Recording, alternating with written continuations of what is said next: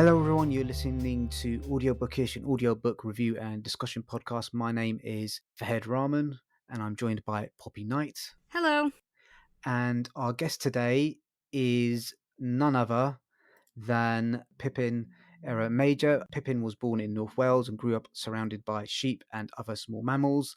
With a shortage of decent human company, he started writing stories. Now, as an adult, Pippin writes mostly literary fiction, occasionally dabbling into fantastical and the weird.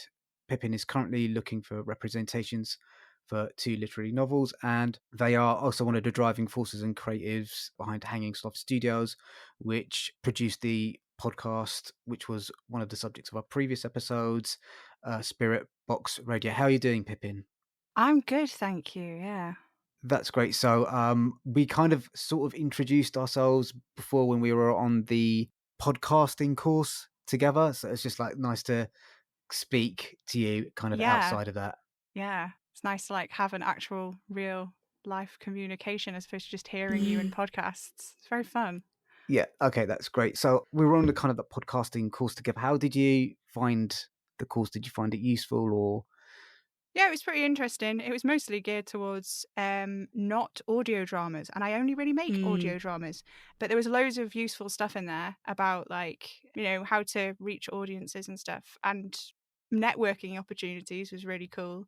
But yeah, not very audio drama focused. But that was okay, and I had an interesting conversation with the people running it about making audio dramas specifically, and that was just really interesting and felt like a productive conversation in itself. So yeah, it was worth just speaking to other industry people, Yeah, that's good. So that course is run by Mags Creative. So yeah, give those guys a look out as well. So they're doing kind of a good work in kind of like the podcasting and audio production community. Poppy, are there any kind of initial questions you want to ask Pippin? Should we kind of like head straight into it? Well, sort of just on the back of that, just a comment, I guess, about, like you say, maybe a lot of people not involved in the industry sort of think that all kind of audio recording is the same, whether that be the actual recording studio and what's involved there, whether that's kind of the producers and what they know and what they do and the voice talent and all that sort of stuff. But yeah, it's important to note that a podcast and an audio drama podcast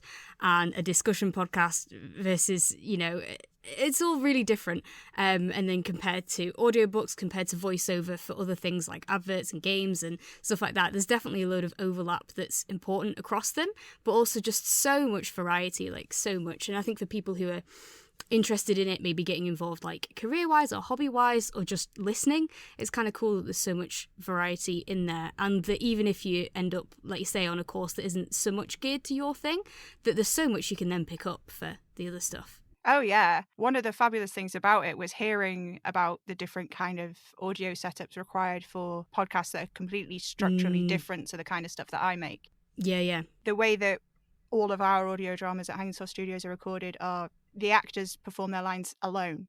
So we rehearse together over Discord, and then everybody records their lines by themselves and sends them to me, and I edit everything. So it's really interesting hearing how people approach stuff, about how Zencastr works in terms of interviews and how that actually presents opportunities to do live kind of theatre style recordings for audio drama as well, which is a possibility that opens up in the future. It's not something that we've been able to manage to nail down yet. We've got a few people in different time zones, so it makes it a little bit challenging. Yes. Yeah, that's very fair.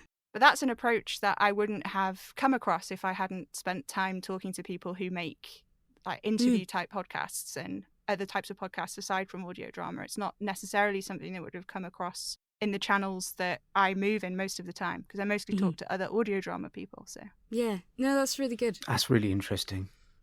Yeah, and I remember when we were looking at, so one of my favourite audiobooks, and I've sort of converted Fahed to it a bit, I think, is the His Dark Materials ones, the full cast. And I found it really interesting learning about how kind of they sort of ran that a bit more like TV, the kind of everyone doing their parts sort of more together. Really different to, as you say, yourself doing it, maybe rehearsing together but recording separately. Certainly what I'm aware of, other kind of multi-voice recordings separate, and even film voiceover where it certainly appears from the outside that kind of people in the booth on their own and stuff like that. So yeah, it's really cool. Yeah. That his Dark Materials, the setup for that is really interesting. The way that a full cast audiobook recording works as opposed to how an audio drama works. The Yeah. differences in approach are really interesting, and the kinds of things that you expect from those recordings are also really interesting in where they're different and how those things are distinct. Yeah. Yeah, Yeah, definitely. yeah, it is. Okay, so let's get into kind of your favorite audiobooks. So start off, what is kind of like the first pick on your list? I think my favourite audiobooks are the John Ronson Psychopath Test and So You've Been Publicly Shamed audiobooks, which he does himself. He reads them himself.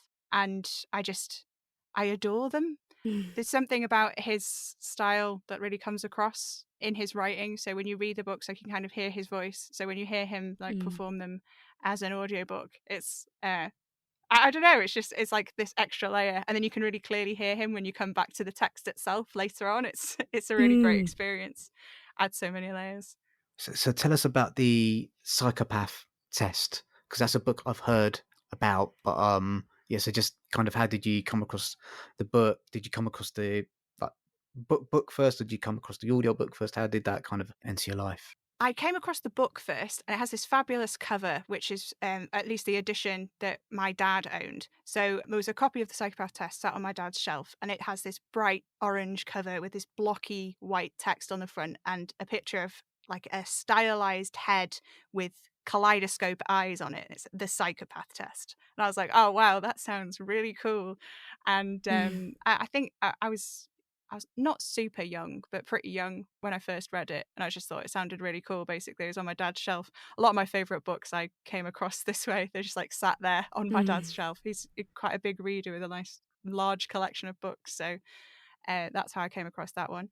And the book is it's a piece of journalism first and foremost, and it's taking you through the historical context and the modern context of the idea of psychopaths. And it's all centered around this thing called the psychopath test, which is a sort of set of guidelines that you can be trained to perceive, which aims to teach you how to spot psychopaths, and in inverted commas, in the wild. But it's mostly about like how the test itself is really flawed, and the things it's asking you to do and the ways it asks you to reduce people is really awful. And kind of, he talks about later in the book about how the implications of the psychopath test are kind of psychopathic in what they ask people to do to other people. And it's this really interesting story of like how different threads of medical literature and cultural associations with words come together to affect real people's lives. And yeah, it's a fabulous piece of journalism. And as performed in the audiobook, it's fabulous. Like the way that the whole thing is put together is wonderful. It's kind of supplemented with music in places. It just makes it like super lively. John's got he's got quite a unique voice. Kind of like when John speaks, when I've heard him kind of like on interviews and podcasts, he's got a very unique way of like speaking. He's kind of like I wouldn't say he's like softly spoken, but there's kind of like an undertone of like humor whenever at least whenever I've heard him on podcasts or the TV. Does that come across in the book as well? Really strongly, yeah. And there's some moments actually that felt like not entirely recontextualized, because I think his voice is really strong in his writing as well. But there are moments that become 10 times funnier as he delivers them, because as you say, there's this kind of like almost an anxiety inherent in his phrasing, the way he structures a sentence, which really brings these like moments of humor to these really tense moments. Like goes and interviews some high-powered businessman who he's hoping to spot as a psychopath when he's there, and his disappointment that he doesn't appear to be a psychopath it's really funny in the text itself, but I was like properly laughing out loud when I listened to the audiobook. It's just so fabulously delivered. It's such a funny section by itself, but the delivery adds like tenfold in that humor. It's wonderful. Yeah, that's a really important thing, isn't it? How often audio, I mean, we've spoken about it many times before on this podcast, how it can really elevate an already really good text or really good moment and just make it even better. And I also like how that pulled back something else I was wanting to mention from what you'd said about that like unique style of an author, and how then when they read it in their voice, you then get their voice in the text. Because I definitely agree with you there. And not actually the audiobook, but I was fortunate enough that I got to go see Stephen Fry perform Mythos when he came to Newcastle, and me and my mum went. Yeah. And it was really good. And I'd recently read the book in print, and he basically reads it as it was. I could kind of see it like kind of the opposite way around. As I was watching with him, I could see the text, because I knew that his sentences that he was delivering to a theatre were just as he'd written them for print, because that's just how he speaks, and it was wonderful.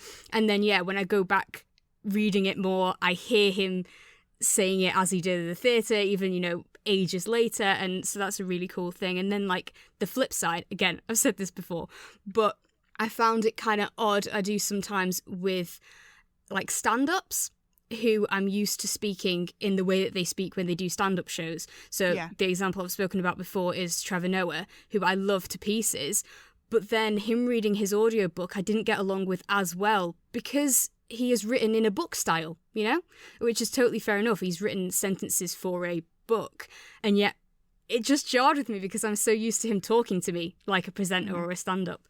So it is really interesting that when an author really writes in their voice, then having them do the audio is just perfect. Kind of out of interest, did you go back and reread the book after you listened to the audios, kind of like at all? Yeah, I did, but these are books I return to frequently. I really like The Psychopath Test and the other one I mentioned as well, So You've Been Publicly Shamed, a lot. So I return to them quite frequently. And the first time I reread it after I'd listened to the audiobook, I could definitely hear the audiobook when I came back to reading it again. Okay, that's great. And then the other audiobook that you mentioned was So You've Been Publicly Shamed. Now, if I remember correctly, isn't that a podcast as well on BBC? Or am I misremembering? No, I think it is, I don't know which way around it all went, actually. I don't know what the chronology is, but I read the book first and then I listened to the audiobook version of it, and I've not listened to it as its podcast version, but I don't know if that's just the same as the audiobook I've listened to. So but that's like, it's the same kind of thing, of those extra layers of the humor coming through, and it's like totally fabulous. So would recommend. So tell us a bit about So You've Been Publicly Shamed. What's the setup for that? So You've Been Publicly Shamed is about Twitter shaming and Twitter mobs, and the psychological impact of the way that we kind of pull people up and hold them to account online, and how all of that works, and whether or not it's like a useful thing to be doing, where it comes from, where the impulse comes from, and why it's so tempting to do it, even though we may think that we're above it and it's not something that we want to engage in. Why is it an impulse that we indulge in?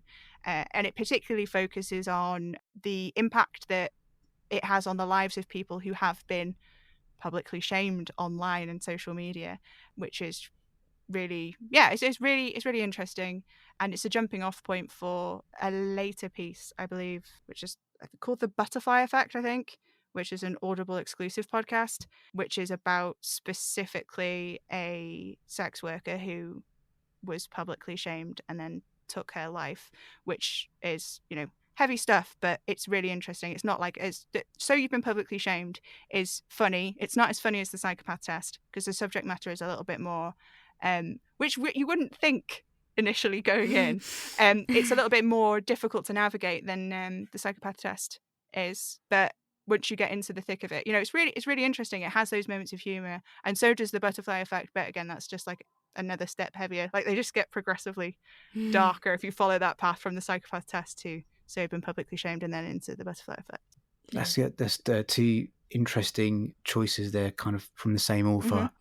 Yes. What have you got? Any other books that you'd like to talk about? I very briefly, the inverse of my experience of The Psychopath Test and So You've Been Publicly Shamed is the other audiobook that I've listened to more than once, which is the audiobook version of Infinite Jest by David Foster Wallace, a book I could not read on its own, but the audiobook was, I could get through it. I'm not sure I paid attention to all of it, because there's an absurd amount of it to listen to, and I just tossed my phone to the side, so I can't tell you the exact length of it. But the book is a beast of a book, and it has these little sections in it that kind of fold back on itself, and it's quite structurally complicated. And the version of the audiobook that I have listened to is just, it's really good at, navigating those things and making it much more accessible as a read, basically. Because I've got a physical copy of the book, and I didn't get past the first 3 chapters, and I only did that because me and my friend were alternately reading. So I would read a chapter of Infinite Jest to her, and then she would read a chapter of Ulysses by James Joyce to me. We gave up quite quickly. Yes, yeah. So that's a book I've heard of, that is kind of like notorious for being quite difficult to kind of like penetrate. Yeah. Have you come across it, Poppy? I have a feeling that someone brought it in as an example for a module that we were doing at uni. What you're saying is ringing a bell and makes me think it was that book. But yeah, and it's really interesting that, like you say, just changing that format, making it the audiobook one rather than the physical, and any, amendments that they made in that just means that you can access something that you otherwise just wouldn't. And I think that's really good. And that's one of the things that we obviously, don't like people putting down audio as any sort of lesser format. And I guess some people take the argument of it being easier, lots of air quotes in there and stuff like that. And even in cases where it is, why does that matter? That's a good thing, not a bad thing. I think it's something that's... I find it really frustrating, personally, because I think that if you've listened to an audiobook, you've read the book. And it irritates me that the implication from some people is that that's not the case. Because there's people who have limited vision or are completely blind, who can't read books. And I think that if they choose to listen to an audiobook as opposed to reading in Braille, I think they've still read the book. And I think that counts. If you have no vision impairments, that still counts. It still counts as reading, even if you're listening to it, as you're reading a book. And it frustrates me that those levels, I think that's all about gatekeeping and elitism in terms of definitely what counts as engaging with something. And I think that's just frustrating and extremely limiting for a huge number of people in a huge number of ways. Oh, definitely. Could not agree more. And when people talk about, even people being extremely elitist, and talk about the books that they've read and blah, blah, blah, they never talk about the letters on the page, or rarely ever. They talk about the characters, they talk about the language choices, they talk about the plot structure, all of that, its engagement with genre, blah, blah, blah, whatever. They don't talk about physically the graph marks on the page, except in rare occasions where it's, they've done something interesting with the vision. So, everything that people think is good about reading books is good about reading books, and that includes listening to audiobooks and everything like that. So yeah, definitely agree. Big agree.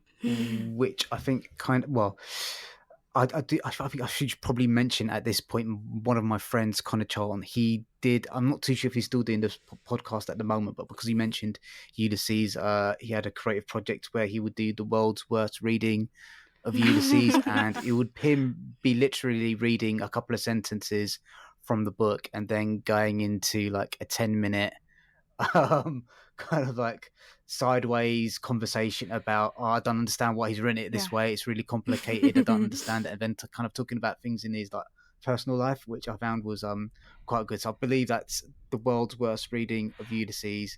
That's incredible. That sounds amazing. Because I've not listened to this, but that is actually a fantastic way to read Ulysses, because that's what the experience of reading Ulysses is like, and structurally Ulysses is like that. It's that's very good. I'm very charmed by this concept. So I'm not too sure if he's still doing it.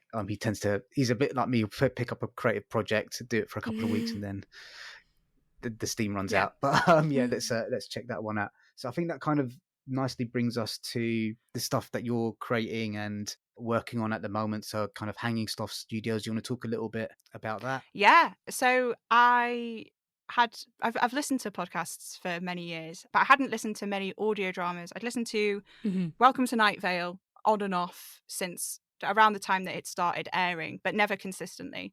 And it was only just shortly before the the coronavirus outbreak. I moved in with some new housemates, and one of them is really into audio dramas, and she recommended me a bunch of them, and I listened to them. And on that list of stuff that she'd recommended to me was Limetown and The White Vault and Vast Horizons and The Magnus Archives.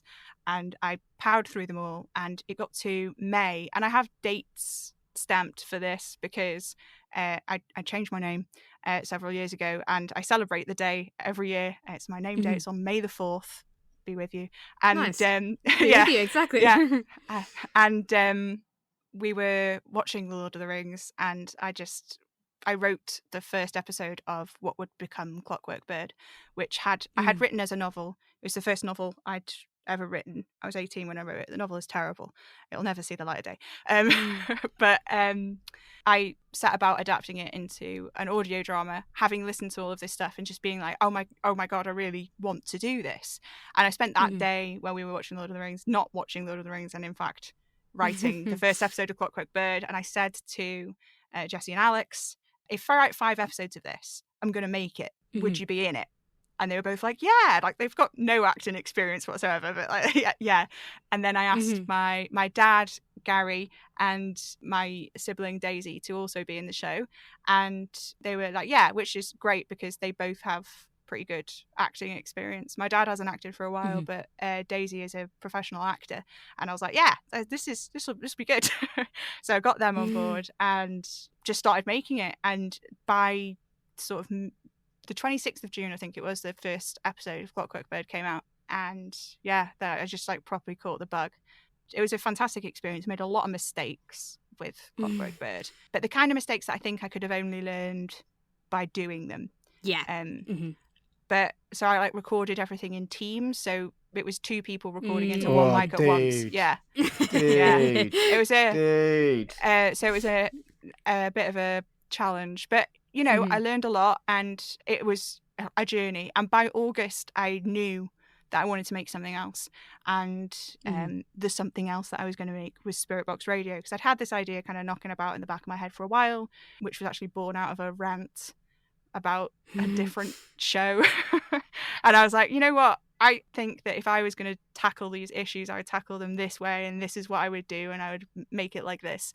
And then I decided in August 2020 that I was going to make Spirit Box Radio, and the aim was to have it be, so it would be mostly me for the first sort of 20 or so episodes whilst Clockwork Bird was still airing, and then gradually introduce a larger and larger cast as the show goes on, which is what's been happening. And yeah, it was good. One of the biggest challenges with Spirit Box Radio, though, was that I have very limited acting experience, and I wasn't very good at it in the beginning, so it took a couple of good runs at those first few episodes to get them to something that I felt like could go out. But we got there in the end, and that's how they came to be. Job. Thank you. I try my best. Really cool. Oh no, it's honestly brilliant, and it is weird because I'm having to remember that you're not Sam. No, I'm not Sam. When we're talking together. Am I allowed to ask what it was, that show that it was a rant response to? Yeah, you can ask, but I'm not going to say too much about the specific contents of the rant because so the show was Supernatural, a show of which I've seen 8 episodes. Right. Oh, tread carefully. They've got like quite a rabid fan base. Well, that's funny you should mention that, because back in the day, I had been really heavily involved in their fan base. I've written a lot of fanfic related to that show, which we won't get into. But I had never really watched the show, and I just engaged with the fandom, and I loved it, and I had a really good time being a part of that community. I eventually ducked out because it got to a stage where I had become so like embedded in the community around the show that people assumed that I'd seen more of it than I had, and it became really, really stressful to be like, I felt like I was masquerading. I'm a fraud. But so I stopped really spending time there. But that was one of my first proper experiences with fandom, and the concept of fandom was in the Supernatural fandom, and I had a great time there, to be honest. But as the show kind of rolled on, there were a lot of things that I think a lot of people saw that were wrong, and I found myself really engaging with that. And the Spirit Box Radio is not a response to Supernatural, but like the core ideas that existed many years before the show, those came out of that initial rant, and I took a lot of notes whilst I was going on about it. And Mm. then it just kind of grew into its own thing, and it got all of these layers. But it's funny where ideas come from. And I Oh, really, definitely. really specifically remember that being this where the seed germinates. It was that one rant that I had. Yeah, and that's really cool that you can pin it back to that. And also, we actually spoke in our review of Spirit Box Radio, which you haven't heard yet because it's not out yet, but maybe the listeners will have, about fandom and stuff like that, and about how it's really good how you can choose to engage, you know, more or less with that community around it and stuff like that, and said ourselves how frustrating it is when there's certain people who think to be a fan of something you have to know everything, and that's really not the case, and that it's so much better when you can just enjoy stuff for the fact of enjoying it, talk to people about it, but then be accepting of you maybe getting it wrong, you maybe not knowing something, stuff like that. It is. Yeah, I wish there was more of just you're allowed to be a fan of something without the pressure, I guess, of that needing to know or remember everything. You know, I find sometimes like I know stuff, but I forget it, and then I love a casual fan. I think it's a fine way to engage with something, you know. I just love fandom in all of its forms. Those people that just kind of dip in and out occasionally, that's really cool. And they're like, oh, something's happening. Can anybody remember what happened then? That's really cool to see. I love that. And also I do love all of the people who are like really focused down on the minutiae of stuff, and they're like, yes, but at 2 minutes 47 in episode 17, this was said, and I'm like, how do you remember this? That's incredible. Just so long as everybody's making sure that everybody else feels happy and welcome. Yes. I think that's the most important thing. Is like one thing I've really focused on with the fandom around Spirit Box Radio is to try to cultivate a positive space where people feel comfortable to come and go, and you have those movements through, and there's a natural ebb and flow of who is there and who's present, and you have like a core tenet of people who are just very, very, very into it, and that's like, they're amazing. They provide this huge like backbone of the community that's got all of these other moving parts that dip in and out, and it's really cool, provided everybody's supportive and nobody's gatekeeping newer fans or fans that aren't really interested in engaging in those really deep kind of ways. That's really good, and it's nice to hear you describe it in that way. Yeah, that's cool. And just on, while we were talking about shows that were similar and stuff, and obviously there's also the comic to this as well, but something I'd meant to bring up as a comparison when we were reviewing it last time was sort of the kind of shared themes and features that I picked up on with Spirit Box Radio and like Umbrella Academy. Is that something that you like? I love Umbrella Academy. Good, I'm glad. Last summer, I was on Twitter and I was just desperately looking for something to watch, and I put, oh god, does anybody have any TV shows I've been watching that are any good? And someone suggested to me, have you seen Umbrella Academy? I think you'd really like Klaus and Vanya. And I was like, I have seen Umbrella Academy. I do really like Klaus and Vanya, thanks. And just like that was a fan that said that, I think, and I do love Umbrella Academy, and I'm really flattered at that comparison. Thanks. Good. Well, no, and I think it really is, because I think there's some really strong kind of, like I say, shared themes and stuff. You've got siblings that have sort of powers / abilities kind of thing, connection to something magical, and a lot of the show talks about their relationships and the ups and downs of that. You have kind of a now absent parental figure and the mystery behind that, and uncovering more like bad treatment from them and how that's affected the kids. And you've got, of course, like the main one who's told they aren't powerful, and the continuation of that, as well as I think that great balance of like humor with seriousness, with, you know, danger and supernaturally stuff, all really balanced really well. Some great LGBTQ plus stuff as well, and so I thought I picked up on those comparisons, so I was hoping that you were also a fan and liked that comparison. And people listening, if you like one, you might like the other. So Cool. So what is it like to have a fan base? The majority of the time, incredible. I have been a fan of things my whole life, so I think when I was a kid, one of my first fan obsessions, well, I didn't engage in fandom though, because I was just a tiny little dot, was Lord of the Rings, which, if you know, my name is Pippin, so this shouldn't surprise anybody. But yeah, no, I loved Lord of the Rings as a kid, and just, you know, I obsessed over it and wrote like kind of proto fanfic about it in all my little notebooks, you know, and stuff like that, and grew up enthusiastically talking about stuff with my friends in real life. And I didn't really engage with online stuff very much until I was like much older than most people start to engage with that kind of stuff. So it wasn't until I was in uni, just because of the kind of friends I had, they weren't very keen on like the spaces where fandom thrives online. So it was only really where I'd kind of like my social bubble expanded when I moved out of my parents' house and went to study at York, that I got introduced to the world of like fandom online. And I was like, wow, this is incredible. I can't believe this is a thing. How have I not engaged with this before? So fandom is a thing that I'm super enthusiastic about just in general. And it was when it first started to happen, which was actually around this time last year, it was extremely bizarre. Like I can't. So I've been recording this stuff, I've been making these shows and putting them online and sending them out into the world. And I'd been imagining an audience, right? Because you don't make stuff and imagine no one will listen. You imagine that there's going to be someone on the other end who will listen to the thing. I remember the first week that Clockwork Bird went out, we got 24 people tuned in to the show. And I was so excited. 24 people. I was like, oh my goodness, that's 24 people. That's so cool. And I was thrilled. I was absolutely thrilled. It was the same with Spirit Box Radio. I think we had about 40 people in the first week of Spirit Box Radio. And I was like, oh, that's really exciting. Wow, 40 people. But they were imaginary people. And they were a thing that I had conceived of in my head. And then someone made a TikTok cosplay of Sam. And I was just like, oh, wow. What? You're a real person? And then people started making fan art and tagging me in it online. And I was seeing these actual real human beings who loved this thing that I was making.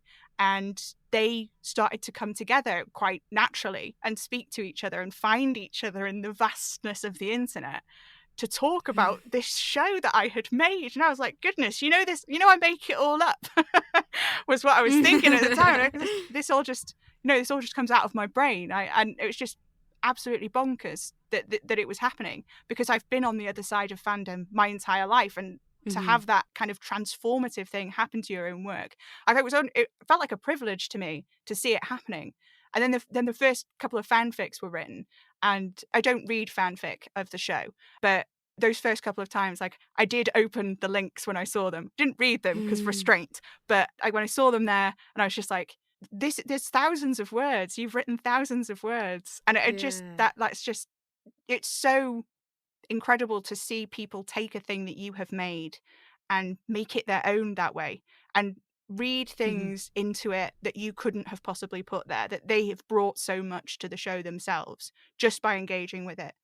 And it's just, you know, it's like, yeah, I you know, my fan base, they're wonderful. I'm very lucky that they're all lovely. And yeah, they're just great people. I interact with them quite a lot on Discord, though I've been kind of easing out of that, trying to get a little bit of separation, because it's getting big now. There's a lot of people there. There was a point at which where the Discord was pretty small. For a long time, it was about 40 people. And I knew everybody in there. And we could have conversations with everybody involved. And it's getting to a little bit of a point now where that's more difficult. And I couldn't possibly know everybody who's involved now. And that's... I weirdly, my first impulse with that was to feel like I was failing everyone because I couldn't engage with them as richly as I wanted to. But then I think it's just like a natural part of what happens when a fan base grows, is you kind of have to naturally distance yourself. But I never want to be like speaking from like a tower down to them, because I don't know, it just feels icky to me. But I understand why people do it, like I really do. But like, I want to engage with them occasionally, crop up in their conversations. Occasionally I will pop into a conversation, and if it's all newbies, they kind of scatter and go quiet for a little while, and I feel a little bit bad. And I was like, it's okay, don't worry, come back, I'm not scary. But yeah, that's what it's like. Absolutely bonkers, and a massive privilege every single day is what it's like.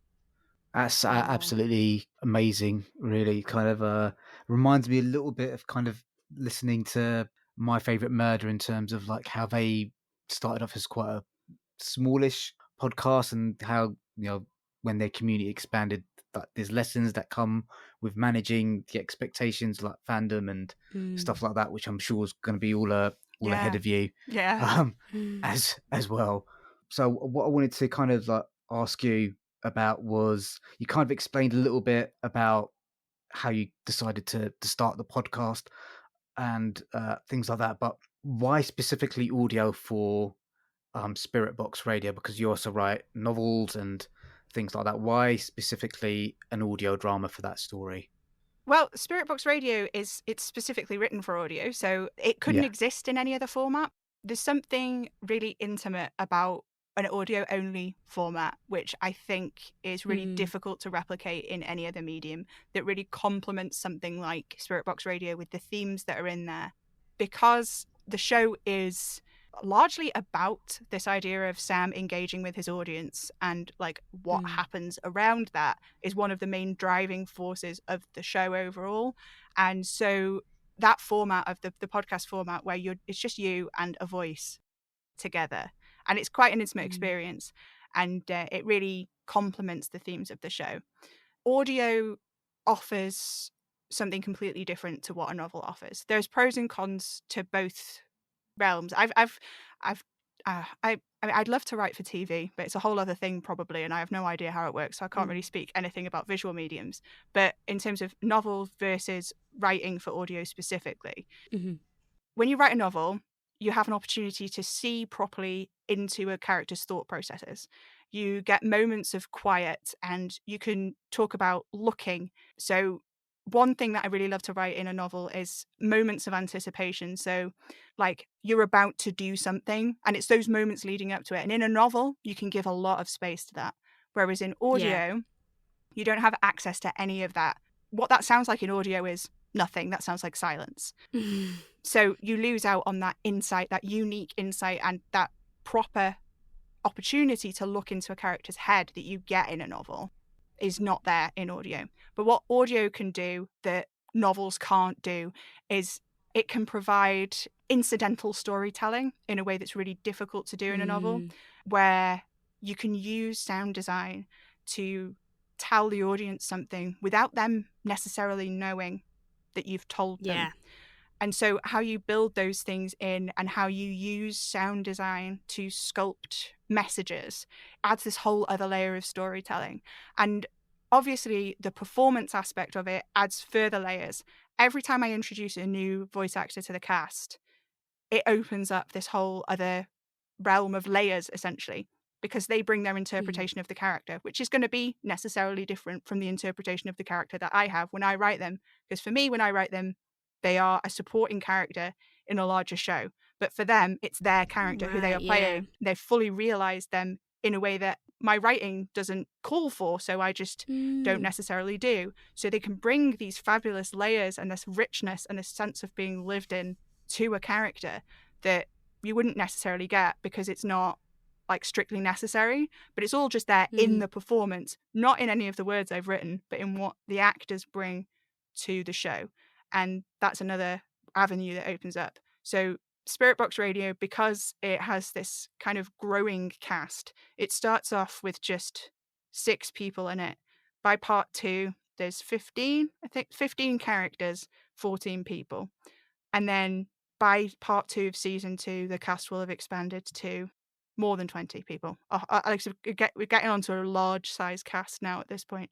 So it really works in an audio format in a way that I think it wouldn't necessarily in any other format, if that makes sense. It does, Yes, it does. And it's really interesting. And like you say, that's something that's even different from, you know, a narrator reading a novel, because like you say, they might then also see these supporting characters as supporting characters, you know, but that having an individual person that's really explored that one extra depth and levels, as you say, that's a really interesting point to think about. It brought on quite nicely to asking you about sound design and stuff, because we've both said this in our review. We think it's fantastic in Spirit Box Radio. It's really, really amazing. Thank you. How did you sort of come to learn/teach yourself how to do that? By making a lot of mistakes. So with Clockwork Bird, it was just recording 2 people around the same microphone.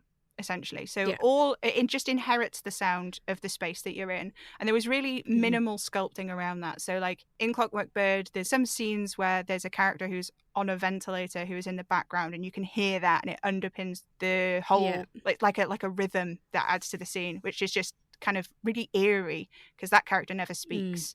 So that's something that I played with in Clockwork Bird. But really the idea of soundscaping and sound design was not something that I'd thought about at all beforehand, because you just kind of don't. I treated it very much like theatre in Clockwork Bird. Yeah.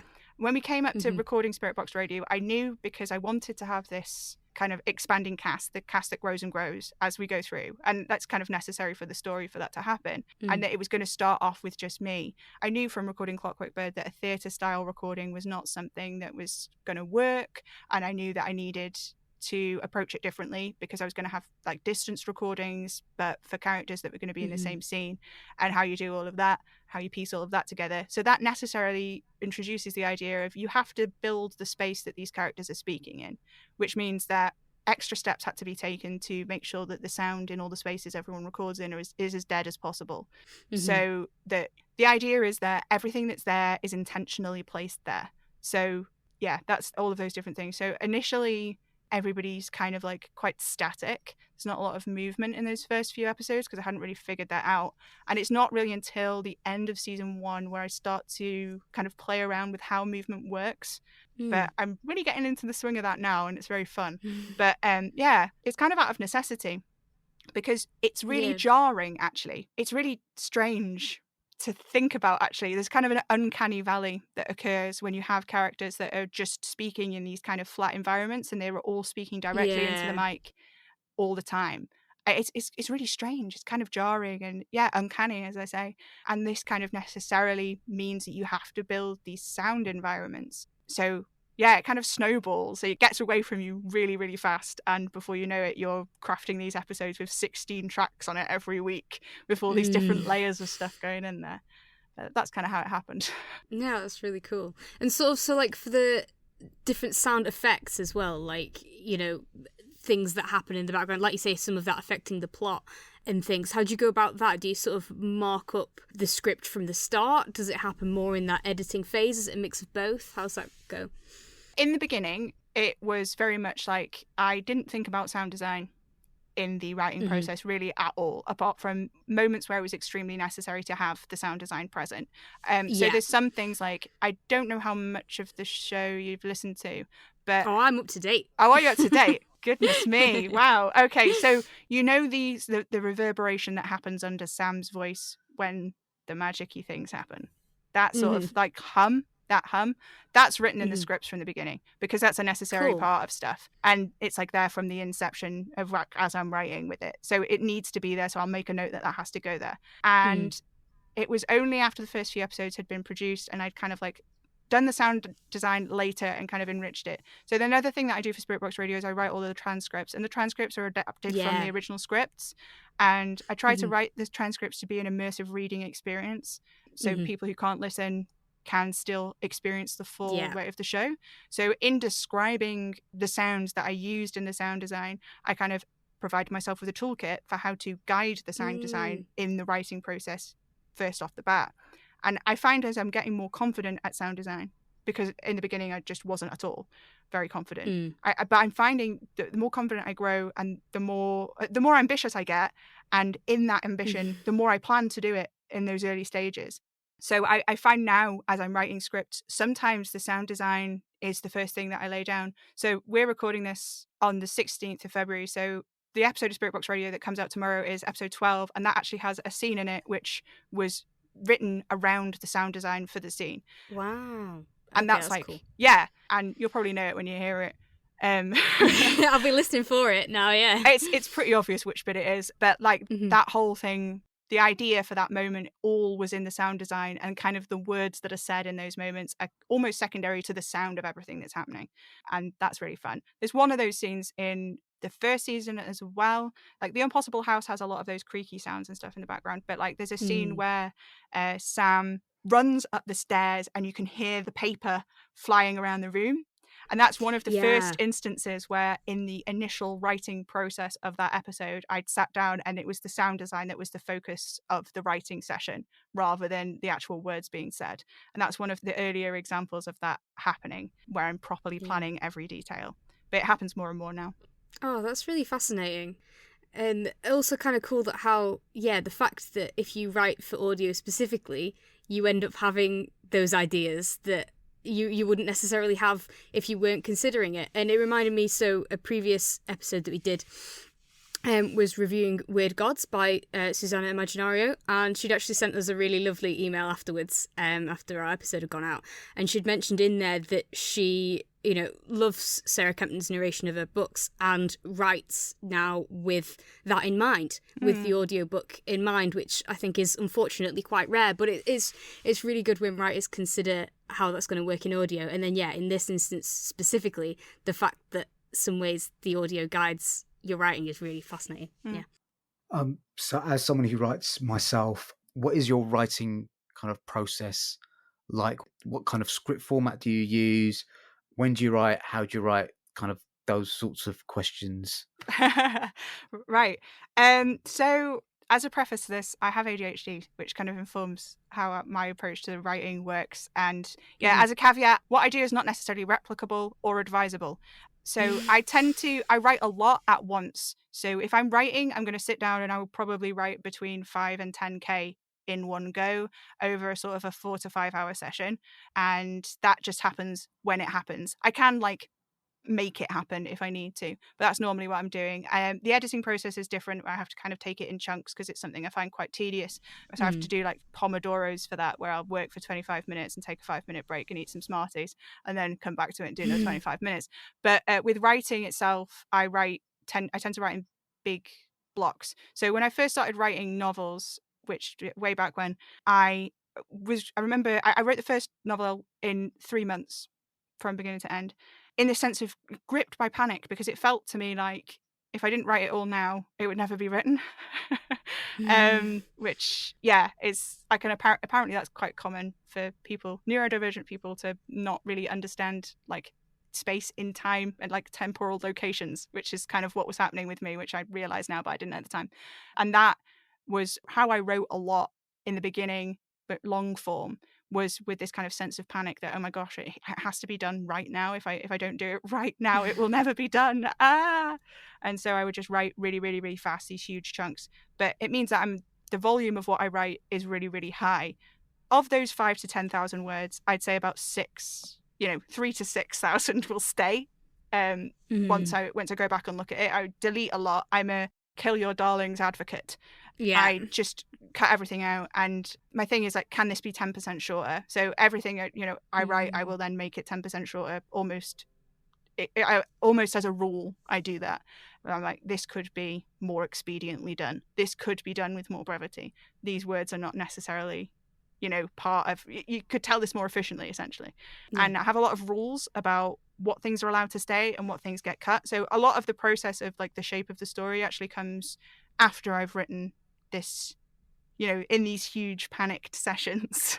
I'll come back to it, and then I apply this kind of rule set. So every moment, every story beat, I guess, has to be doing at least 3 things for the story. So the list of what things it can be doing is quite long, so I won't get into that. And it's not like a strict list or anything, but it has to serve at least 3 functions. And if it doesn't, it doesn't stay, it gets cut.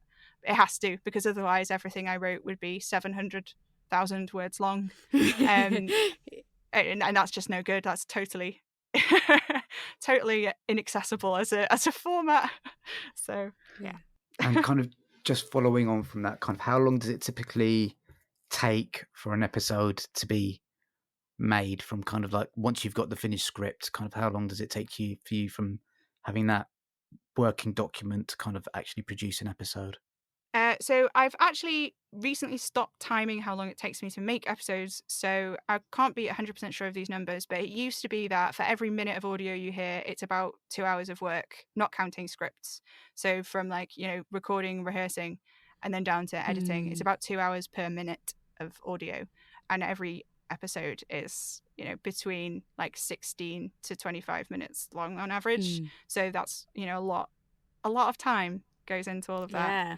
I'll be coming up soon, not that soon, but I forget what threshold this is, but either the one I just passed, which is 80 episodes of audio drama, or the one that's coming up, which is 100 episodes. It's 33 hours of content, roughly, that I've made. And so if you split that down into minutes and then add the hours, it's a lot of time, yeah. It's laborious to do it, and a lot of it is quite tedious work as well, of isolating audio, minimizing background sounds, improving the quality of stuff. Because you have this huge range of incredible voice actors recording in all these different setups who have different levels of extraneous background noise that requires different treatment. So each track comes in, has to be dialogue edited. You have to cut a conversation together so that it sounds natural. You have to cut out unnecessary breaths and leave in ones that sound interesting and nice and are part of the performance. And you have to learn how to distinguish between those two things, which is a whole other thing. And then there's the process of sound design, which goes into it. And the other thing that Spirit Box Radio has, of course, is the music, which takes its own amount of time as well, in addition to all of that. They're labor intensive to produce audio drama episodes, but they're very fun. So. Well, good. It's good that you're enjoying it, though. Yeah. And as a listener, I can say that it's definitely appreciate the work that you put in, because it's fab. Really good. Thank you. So I appreciate the fact that we're coming up onto an hour now. Have you got any other questions you'd like to ask Poppy? Because I've got a couple left on my one, but you can go first. I guess there was one little thing about what you were saying before, actually, in the audiobooks that you enjoyed listening to, and that was talking about the power of language and how that works. And I thought that was really interesting because I'm really interested in that, in language and linguistics and how that works. And also I know that it's a very strong theme, obviously, in Spirit Box Radio. So I guess it was more of a comment than a question, but I like that that's one of the themes that you have in Spirit Box Radio. And yeah, it's clear that that's something that you find interesting in what you listen to / read and stuff as well. Yeah. Thank you. Yeah, that's cool. I'm glad it comes through. Yeah, rhetoric. Definitely, yeah. The power of rhetoric, the power of language, and communication as combined efforts. Those things are really important to the things I write, and especially Spirit Box Radio. Yeah. Yeah. So, just going back to one of your previous answers, you mentioned kind of other audio dramas that you were listening to, and that kind of inspired you to create your own audio dramas. Could you just talk a little bit about some of your favorite ones that kind of particularly influenced you to just go on and create your own stuff? Okay. I have a huge list of people whose work I really admire now, which I won't get into because it's incredibly long and there are so many people that I would need to mention here. But in terms of the stuff that I'd listened to that made me want to create my own audio drama, I would say Limetown, The White Vault, The Magnus Archives, and Welcome to Night Vale are really the shows that made me want to make a show. And it's all different reasons why each one of those was a huge driver for that. So Welcome to Night Vale I'd listened to on and off for years, but it wasn't until the pandemic that I actually sat down and listened to the whole thing. And the power of a fake radio format, really cool. I love that. And then there's The White Vault, which has some incredible sound design. I just live in awe of it. Some of the sound design is done by someone called Marissa Ewig Moody, and a lot of it's done by Travis Vengroff, who is one of the founders of the show. It's all written by K.A. Stats is the writer. And just as the whole team, everybody who works on it, even the people whose names I can't remember, they're fantastic. And just it all comes together, this beautiful confluence of stuff. The writing's fabulous. The sound design is just some of the best sound design around. I just absolutely stunning. And Limetown is a sort of found footage type audio drama, if that makes sense. So it kind of passes itself off as a fake true crime documentary in the beginning, which is really interesting as a format. And again, it's just it really understands what an audio drama can do and really understands what's available to it in terms of the tools that are at hand. And there's so much to be learned from shows that really do these things well and properly understand the format and where it can get the most out of the format that it exists in. And Limetown is a really excellent example of that. And then there's the Magnus Archives, which is notable for a few reasons. The massive scope of it is really interesting. It has this sort of anthology format, which kind of then becomes more about the framing device than about the actual stories in the center. It kind of grows out of there. And it has this really, like, I'll say lively fan base, has the Magnus Archives, which was really interesting to see the ways in which a fandom deals with just an audio only piece of content, which was really interesting. Obviously that existed for Welcome to Night Vale, but I wasn't really around, as I said, when that was at its peak. And yeah, so watching the fandom live, basically, taking this audio stuff and turning it into this other stuff was really interesting to me. And I was like, oh, that's amazing. And it's amazing because of how they started recording in a hallway, I think, the Magnus Archives team. So that's where their first episodes were recorded, just in a hallway with duvets on the wall. And then, yeah, to be able to do what they did and approach the scope that they get to, and just like the massive size of the thing, it's very impressive for where they start out. And it just felt like, it made it feel like this is a much more approachable space than I had initially been thinking.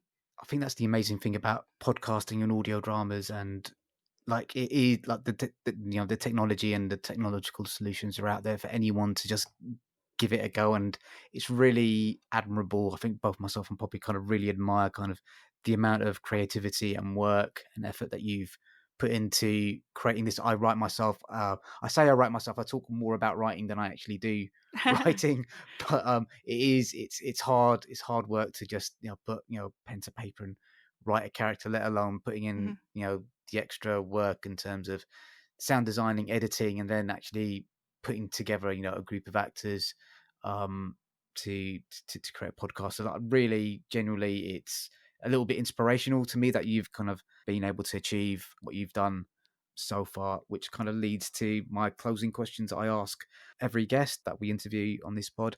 So what does success for you and for the podcast look like? That's really hard to say. I think for me, success is like reaching more people and seeing them meaningfully engage with the work. That's what success is to me. Like having an audience that meaningfully engages with the content and comes away with it and thinks about it afterwards. That's what success is, I think. Oh, well, good. I can definitely promise you've got 2 listeners for doing that at least. Yeah. So yeah. And 2 new ones. Yeah. And I think the final 3 questions I've got are: what's next? Have you got anything else to plug? And where can people find you on the internet? What's next? Watch this space. There's a few things that will be coming up soon, which I'm not going to talk about here because it's all like kind of under wraps. So yes, future things. Tell us. I'm extremely good at keeping things back from people. Half of my cast have no idea what the show is doing like next season, let alone in the end. So yeah, I'm sorry. I'm so sorry. And what were the other questions? So have you got anything else to plug? I have not. Just listen to Spirit Box Radio. Tune in and get spooky with us. It's a fun time. Clockwork Bird is also around. It's a lot rougher around the edges than Spirit Box Radio, but it's, if you like existential sci-fi horror and can deal with feeling a little bit miserable. It's a bit, Clockwork Bird is out there, and I'm very proud of it, even for its rough edges. And you can find me on Twitter at Pippin Eira if you want to hear me talk about cats. If you want to hear me talking about shows and engaging with stuff, you can find me at Hanging Sloth on Twitter, and you can find more info about all of the shows that I make and all of the stuff that I do and more about the amazing cast on hangingslothstudios.com. That's great. Thank you very much. It does actually one last question. Why hanging sloths? Oh, right. Okay. So it's really dumb. So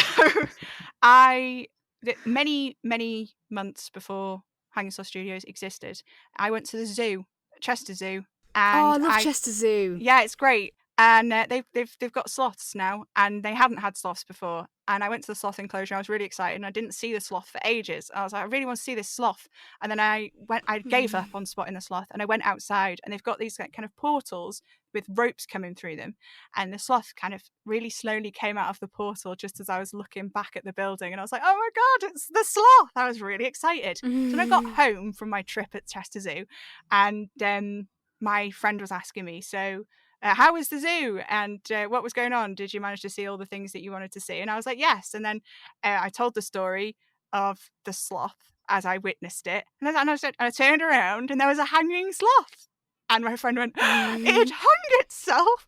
And I went, no, Oh, no, it was a hanging sloth. It was hanging from a rope with its hands like sloths do. It was not hanged. Yeah. It had not been hanged. It was a hanging sloth. And we laughed about it for a really long time. And then they said, like, oh God, that sounds like the name of a really weird production company. And at the time, we had been sort of jokingly making up these like ridiculous side projects for stuff that just, it would never happen. A fake making of documentary for a low budget horror film called Velama Raptor, which was a llama crossed with a velociraptor, if you're wondering.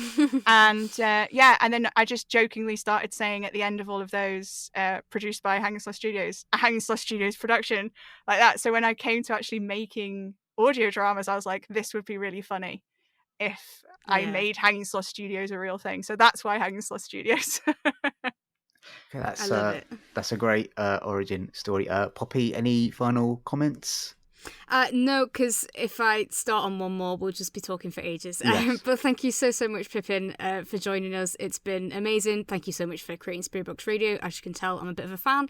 And yeah, just this has been really wonderful, and chatted about some really interesting stuff, learned some interesting stuff. It's been fantastic. So thank you so much. Yeah. So again, Pippin, thank you for taking time out of your busy day and your busy week to talk to us about your podcast. It really is appreciated. So thank you, guys.